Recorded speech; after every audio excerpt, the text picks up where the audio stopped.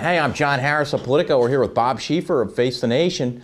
Bob, let's talk about the fallout from that big victory by Christine O'Donnell and her Tea Party supporters up in Delaware. You've got something like the Tea Party movement. It's going to energize voters. On the other hand, it's going to occasionally give you candidates who the operatives would all say are not the most electable. What do you think is the trade-off this year on balance, not just in Delaware, but across the board as primaries are now over? Is the Tea Party a plus or a con?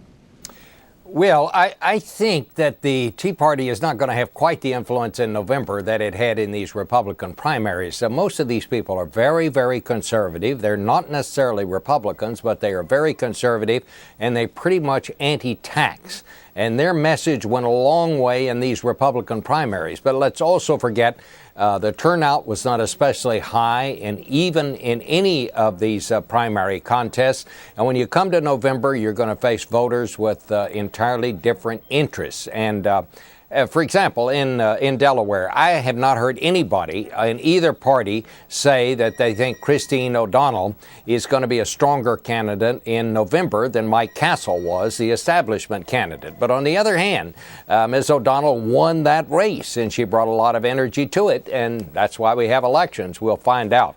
But I think you're going to see a different impact by the Tea Party in November than you saw in these Republican primaries, frankly, John. And what's your guess? Are you expecting that come November, if Republicans lose some Senate seats and perhaps don't take back the House, and the Senate now looks like a reach, do you think there's going to be recriminations within the party?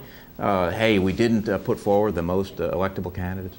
Well, there generally is. And I mean, let's remember what happened in 1964. The Republicans with Richard Nixon and Bob, establishment. that is why we love having you here, because you do remember what happened in 1964. Myself, I was only one. Tell us what happened in 1964.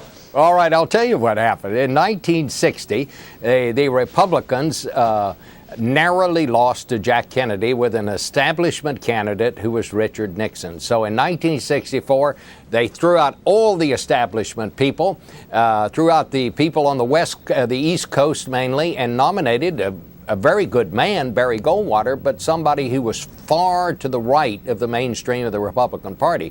Now, what happened to them that year is they lost in a landslide. A lot of people are wondering, is this what the Republican Party is setting itself up for this time around? Very interesting. And set us up for your show on Sunday. What can we expect?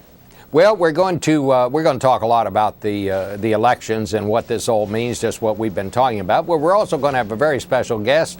Old Bill Clinton is going to be there to give us his views on what he's up to these days. And, you know, he might have a political opinion or two himself. I'm guessing so. And there's one I do remember. 1964, not so good on, but the 90s, I've got them down cold. Bob, we'll be watching. That sounds like a great show. Thanks. Thank you very much.